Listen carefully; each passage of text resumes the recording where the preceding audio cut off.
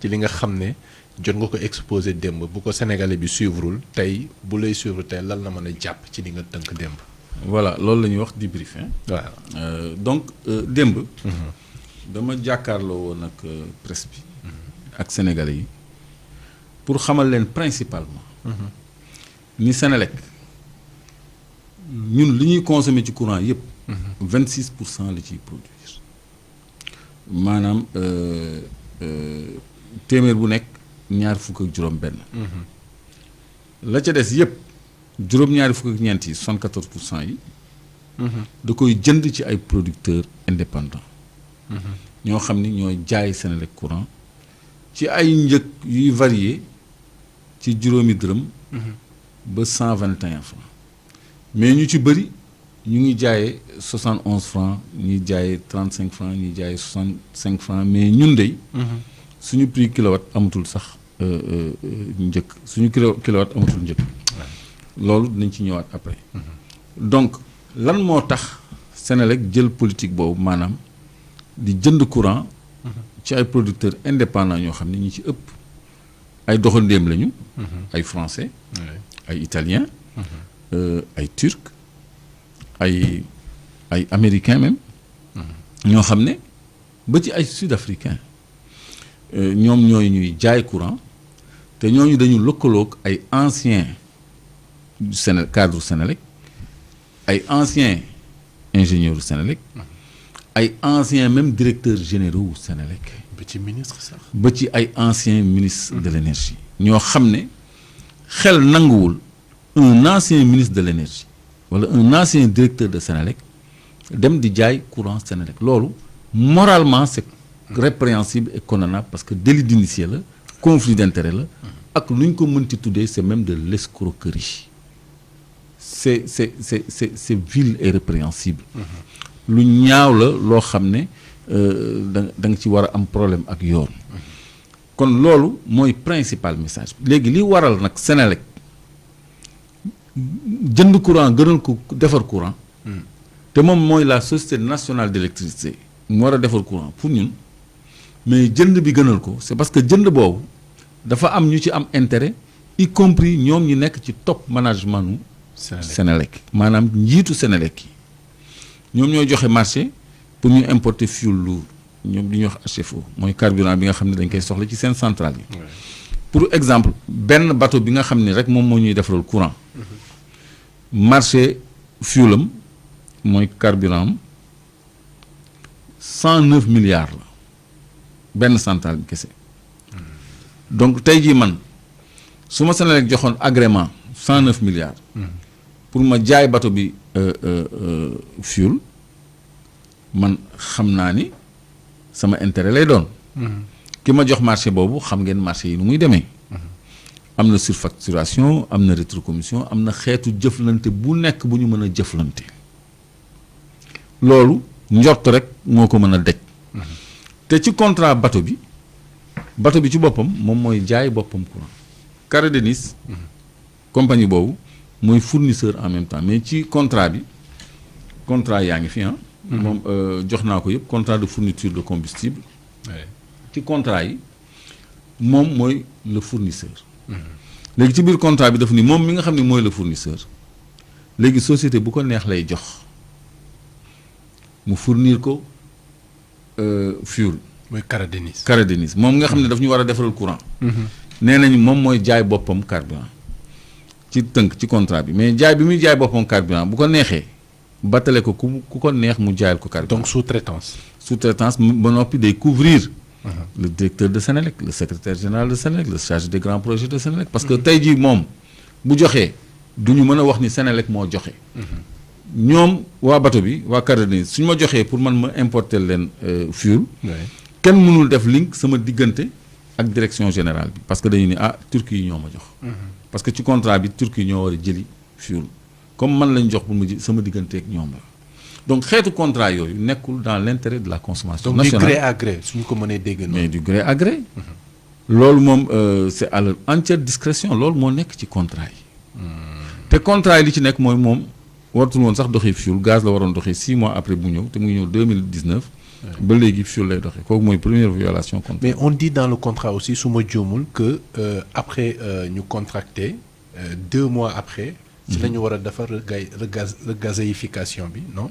waaw regazéification bi kooku c'est au cas où il fonctionnerait au gaz. D'accord. mais étape boobu ba léegi. oui respecté guñ ko. parce mais que waroon nañ fa egg depuis longtemps. waroon nañ fa egg depuis fin 2019 au plus. oui parce que 6 mois rek la ñu waroon fonctionner au fuel le temps que ñu am approvisionnement en gaz. loolu Parce- moo tax. parce que le contrat a été signé en août 2019. c'est 19 ça. waaw 19 août septembre octobre novembre décembre janvier février Oui. 2020 waratul ñu fonctionner au fuel.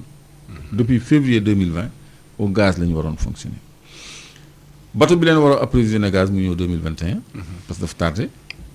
mais ba léegi indiwul toq gaz. kooku muy nekk beneen encore engagement contractuel bu ñu respecté wul. te bateau boobu chaque mois mu ngi ci contrat boobu moom mooy bi location d'équipement. oui chaque mois ñu fay ko 2 900 000 euros. Mais c'est en euros qu'on paie. euro la ñuy fay de. 2 900 000 euros. mooy à peu près 1 milliard 144 millions. kon tey jii à ne rien faire hein tous les mois 1 milliard 144 millions.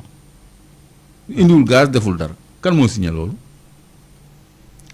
Pape Demba Bitèye oui moo ko signé. ak secrétaire général am. mooy bii n'est-ce pas. ah mooy bi Carmel Powership ñoom FSRU lañ ko tuddee. parce que loolu mooy turam.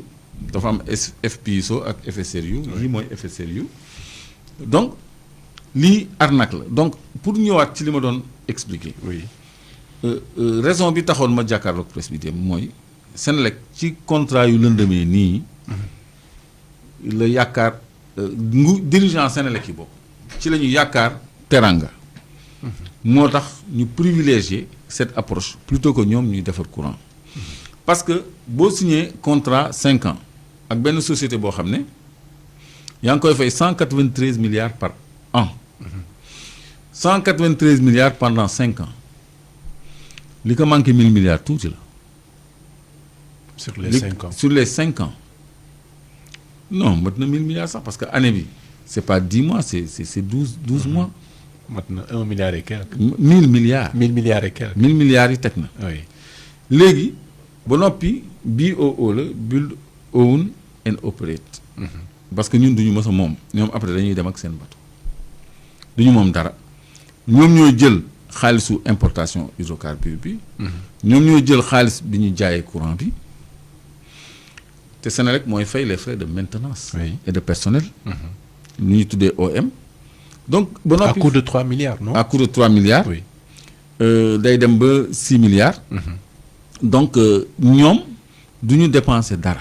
ba noppi dafa am ay clause ci contrat bi boo xam ne kenn mënul ci changer dara kenn mënul nangu seen yëf kenn mënul pénaliser wala condamner ci dara loolu yëpp mu ngi ci contrat yi dañuy dugg ci contrat yi ba léegi. kon tey jii naka la ñu mën a fayee plus de 1000 milliards. boo xamee ni West Africa Energy centrale lu ñoom Samuel bi 230 milliards moo ko liggéey champ solaire bu Malicounda 22 milliards moo ko liggéey léegi chaque année li ngay fay chaque année rek muy 193 milliards yooyu mën nga ci am au moins 5 centrales solaires. yu mel ni yu Malicounda. wala lu ko ëpp. donc boo ko boolee nag li muy fay au total muy 451 milliards par an à des producteurs indépendants. loolu je crois que chaque année mën nañ ci tabax ñaari centrale ñaari turbine à gaz yu mel ni bosu Samuel bi bu 230 milliards. wala benn bu mel noonu ak 10 champs solaires yu mel ni. bu Malicounda. parce que 10 champs solaires de 22 milliards c'est 220 milliards. tout à fait ak benn centrale bu 260 milliards. donc loolu qui fait 451 milliards par an mën na ko réaliser par an yokk parc de production. loolu moo gën a yenu maanaa que ngay jël sa 100 hectares jox ko ay tubaab ñu lal ci seen panneau solaire duñ ko tóoj 3 mètres sax pour mën a béy suuf si ci suuf. mais dañ koy tëral noonu tëdd ci 100 hectares yoo xam ne dañuy taataan suñu naaj def ko courant jaay ko Senelec te Senelec moo koy jënd. léegi loolu laa doon dénoncer comme information may wax tamit à l'endroit des autorités ANER mooy lan agence nationale pour les énergies renouvelables champ solaire u Malicounda Bokhol ak Marina Dakhar ak partout Sakal ak Kayel ak yëpp Senelec mooy jënd courant bi ANER jëndul courant ANER c'est pas la société nationale de l'électricité c'est pas la société nationale d'électricité. C'est une agence rattachée à la Senelec. C'est une agence qui n'est pas rattachée à la Senelec. Ah ouais. Toutes les agences sont rattachées à la présidence. Par définition. Faut dire que agence rek c'est la présidence. D'accord. Parce que c'est le modèle américain que Abdoulaye Wade a calqué. Macky Sall ñëw reprendre ko ñi tam lii lañ fi fekk. Mais quelle est la pertinence d'une agence pour les énergies renouvelables alors qu'il y a un seul parc éolien ici, le parc de Taïba Ndiaye boo xam ne ay étrangers ñoo ko moom champ solaire yi fi nekk yëpp ay étrangers ñoo ko moom courant bi Senelec moo koy jënd mais quel est le rôle de l'ANER dans ça? Mais Clédor am na. Attends, oui. Parce que lépp luy courant. Oui. Mais responsabilité Senelec la. Senelec pourquoi mënul am ay champ solaire am? Quand on parle de mix énergétique. mooy nga produire énergie ci source yu bëri. Diversifié. maanaam ci fuel. ci gaz. ci naaj ci hydraulique ci air bi éolien yooyu yëpp mooy mix énergétique léegi loolu mais rôle Senelec la léegi ASER mooy lan agence pour l'électrification rurale agence sénégalaise pour l'électrification rurale le rôle d'électrifier les villages c'est pas des prérogatives de Senelec. Oui. Mais pourquoi nous créer une agence avec un directeur et son cabinet, avec des moyens, son budget, secrétariat, tout, pour quelque chose qui ressort des compétences de Senelec? Mais est-ce que Senelec peut couvrir tout? Mais bien sûr, Senelec, Senelec, c'est balèze. Senelec, c'est pas n'importe quoi. Senelec, man liggéey naa fa tuuti. C'est pas n'importe quoi. Et puis j'étais au département informatique. Et j'ai eu à être gestionnaire de stock. Ay programme de gestion de stock laa doon bind. Mais foofu boo fa nekkee mais tu es étonné de tout ce qu'il y a comme patrimoine à Senelec. Senelec da ngay wax ni c'est même un état dans l'état tellement patrimoine am. yow boo fa duggul mënoo imaginer lépp luy patrimoine u Senelec. Senelec c'est une société à patrimoine énorme. ñi nekk département informatique ñoo ko gën a xam ñi nekk ci bureau yi parce que ñoom ñooy gis lépp. Moi j'ai eu la chance d'être au cœur de ce système-là informatique. Donc aussi bien les énergies renouvelables que l'électrification rurale sont du ressort de Senelec. ñun soxlawuñu créer benn ANER boo xam ne Malicounda Power pas Malicounda Power Malicounda PV photovoltaïque ñu jox ko 100 hectares mu lal ci ay panneaux jaay ko Senelec léegi ban rôle la ANER di jouer foofu Bokhol wala Sakal wala Kayel ay étrangers ñëw lal fa seen panneau solaire pour jaay courant bi Senelec lan moo fay rôle benn agence boo xam ne am directeur am staff buy liggéey am personnel am voiture am carburant pour gérer loo xam ni c'est du ressort de Senelec nga xam ni ils ont des structures des directions des gens qui sont payés pour ça. Qui est la Société nationale d'électricité. C'est une incohérence bu ñu fi fekk boo xam ni. Ce n'était que pour caser des clients politiques. Cadre bu nekk nga am loo ko jox jëlee ci Senelec et léegi il y a une structure aussi qui s'appelle Cosuel. Qui est prestataire à Senelec et qui regroupe d'anciens de Senelec qui se reconvertissent prestataires. L'ancien secrétaire général Moussa Dieye. Moussa Dieye maintenant il a un contrat avec Senelec de consultant. Donc Senelec dañuy recycler seeni cadres ñu nekk seen ay partenaires. Et il n'y a pas de renouvellement. Non, il y a des renouvellements internes. Par exemple, le secrétaire général qui a remplacé Moussa Dieye est l'actuel directeur général. Parce que Moussa Dieye dafa dem à la retraite depuis 2021. Ki ko fa wutu tey jii moo nekk directeur général. Qui était au cœur du système. Qui a connu tous ces contrats-là, qui a connu tout ce qu'il y a ici, qui a vu toutes ces signatures. Mais que se passe-t-il? Est-ce que l'État, les nouveaux gouvernants, dañu nekkul au courant wala dafa am lu ñu yëgul lu xew?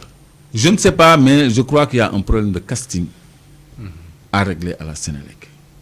Parce que mënoo jël 6 remplacer kooku 9 pour changer c'est pas possible parce que koo xam ne yow fekkee nga fi lii yëpp te dénoncé woo ko West Africa Energy bu ñoom Arona Dia 35 ingénieurs u Sénélec ñoo fay liggéey seen personnel c'est 35 ingénieurs de Sénélec qui ont mis en place West Africa Energy yow nga nekk secrétaire général du Sénélec loolu mënu la ump nga jox leen du foncier jox leen ay agrégation pour ay gaz ak yooyu tout ça pour ñu jaay Sénélec courant et notre gaz qui va arriver là ñoom ñu ngi koy góolu moo tax ils n'ont même pas prévu de fonctionner au fioul c'est pas une centrale hybride ils ne peuvent fonctionner qu'au gaz ou au nafta c'est encore plus cher léegi la centrale se trouve plombée mënatul daw est-ce que xam nga ñoom du ñu amuñu gaz non centrale boobu du tàkk man maa la ko wax et le gaz de Grand Tortue Ahmeyim mais tout est vendu à BP non tout est vendu à BP amuñu ci dara il y a qu'une centrale qui est à Gandon de 250 mégawatts loo xam ni Macky Sall nee na loolu lañ ci soxla ci gaz loolu la signé gars yi li ci des yëpp day dem Angleterre waaw donc gaz boobu ñoom duñ ci am ils vont attendre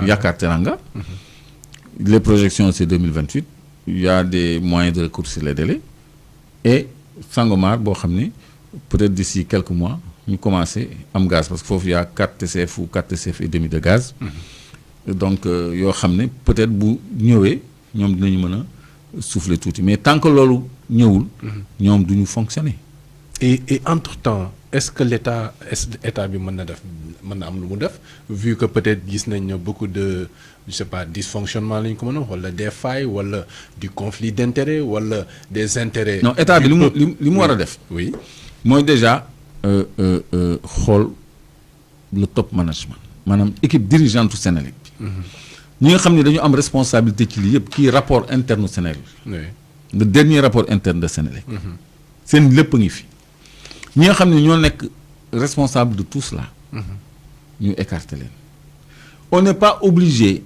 de mettre mais un cadre de Sénélec comme directeur général mais s'il connaît mieux le système c'est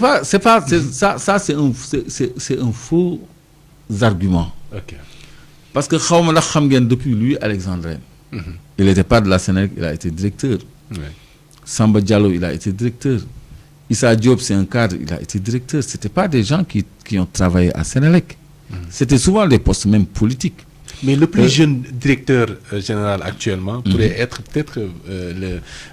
peut-être directeur de la Sénélec parce que moom il est dans l'énergie. Qui ça? Le plus jeune là je me rappelle plus de son nom. Non. De l'ASER, le directeur de l'ASER là. Moustapha boo ñu mënee fàttali son nom. Oui. C'est vrai que le plus jeune DG il est à l'ASER. Oui. Mais Sénélec la ñu war a changer j'étais en train d'expliquer. Oui. Et il y a plus jeune que lui dans l'électricité je veux pas vendre un poulain. Mais on a des ressources humaines extraordinaires de qualité dans le domaine de l'énergie et des hydrocarbures. En dehors de Sénélec. En dehors de Sénélec, en dehors de Petrosen, même dans Petrosen. On a des ressources. Mais Clédor, même au niveau de la diaspora. Est-ce qu'on a des autorités qui sont censées être très informées? Je crois qu'il faut faire un travail d'information à l'endroit des autorités sur des ressources. Mais ce qui est gênant, moi, beaucoup de day mel ni da ngay promouvoir ay nit. Parce qu'il y a des gens qui sont positionnés. Et puis au Sénégal, on se fait la guerre. C'est pas la compétence qui prime. C'est la proximité. Loolu moo yàq dëkk bi il faut qu'on change de paradigme. Donc je me perds même dans mon raisonnement. Parce que limal naa la ay directeurs généraux yoo xam ne. C'était pas des hommes du sérail. ñu jógee Sénélec. Mais c'était des postes politiques. Macky Sall a pris son directeur de cabinet qui est un douanier mu jox ko Sénélec et il a fait des résultats. Matar Cissé première année def na bénéfice su 30 milliards. Man dama tiit sax parce que établissement public buy def bénéfice ils sont pas habilités à faire des bénéfices. Mais toujours est-il qu'il a été directeur général te nekkul woon waa Sénélec.